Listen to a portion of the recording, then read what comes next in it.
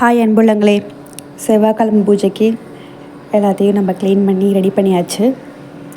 அதுக்கப்புறம் பாசிட்டிவ் வைபுக்கு நம்ம எப்போவும் செய்கிற அந்த பூ வைக்கிறது, பூக்கு ரெடி பண்ணிவிட்டு பச்சை பட்டாணியோட முருகருக்கு பிரசாதத்தை ரெடி பண்ணிவிட்டு செவ்வாய்க்கிழமை பூஜையை ஆரம்பித்தாச்சு. நல்ல விதமாக முருகர்கிட்டையும் வேண்டுதலையும் வச்சாச்சு. என்னோடய பூஜையை நீங்கள் முடிஞ்சால் பாருங்கள்.